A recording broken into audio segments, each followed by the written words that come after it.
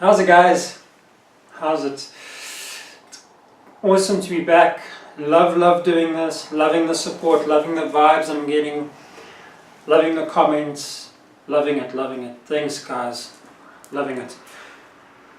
I laughed because I had a volunteer to push the record button for me, which is pretty awesome.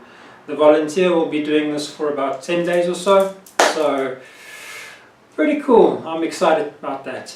I think I'm also excited about it because I'm becoming more aware of my own emotions. Yes, I am frustrated. I'm frustrated because I'm not getting to where I want to be. But patience is key. And the more I become in tune with my own emotional awareness, the more I'm starting to realize that I need to become effortless. Meaning that I cannot force the issue. So the message today goes, I would like to think that it can resonate with everybody, where you want to force the issue. You want to have fire before you light the coal. You want to get wet before you underwater. You can't force these issues. It has to come naturally. It has to be beautiful. It has to be done naturally. It has to be done how it's meant to be done. It's got to just be coherent. It's got to be done with power. It's got to do with being humble. And when you bring in this whole spectrum of just being effortless and being one with the guidance of Source, the guidance of infinite intelligence, you will get to where you need to be, because you become emotionally aware of how you really feel, and you become present within yourself. And as you become present within yourself, you start to focus more on the thing that needs to be focused on.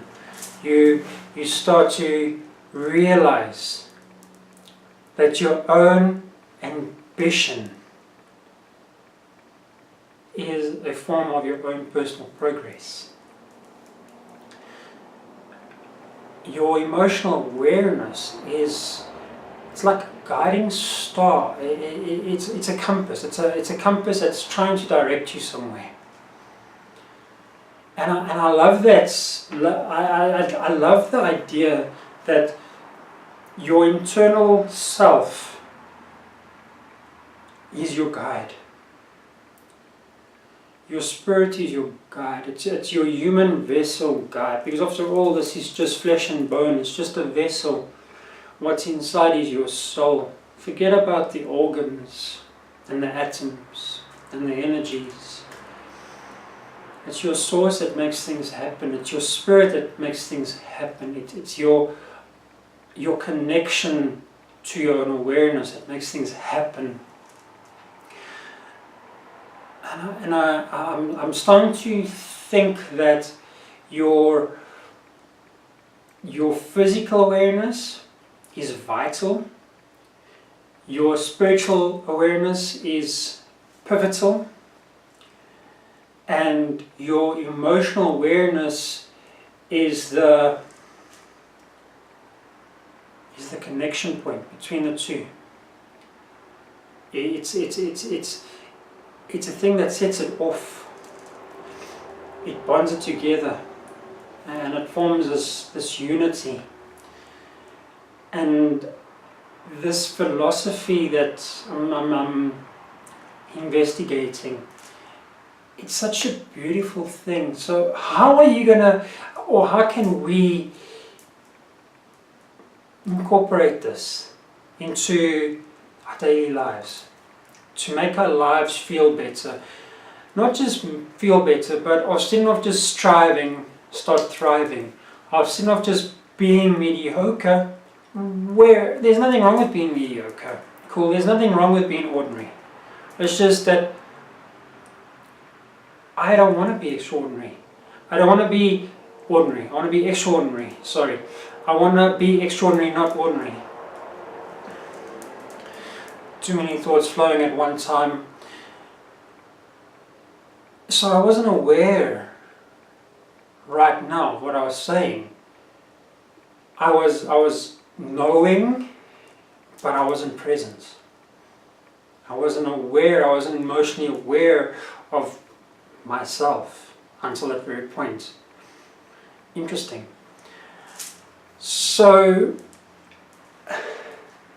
how are you gonna, or how can you incorporate this into your daily life, into your daily practice, into your daily self, to not only create a better you, but to create a better world that you live in? Because remember, your world and my world is not the same world. Yeah, we live on the same planet, Earth, yeah, but we don't live in the same world. Because your vision and my vision is different. Your circumstance and my circumstance is different. Your ideals is not my ideals. Your pink might not be my pink. I'm sure you get what I'm saying, yeah? So, your world is not my world is not your world. But if we do become aware of our own selves and our own emotional selves more so, we connect not just to our physical self, but also to our spiritual self. Bring this together and you have unity. Again, how can you bring this into your daily practice?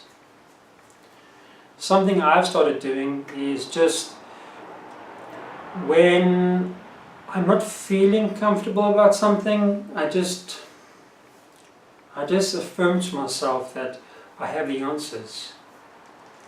And I close my eyes and I say, it'll be okay, I've got the answers.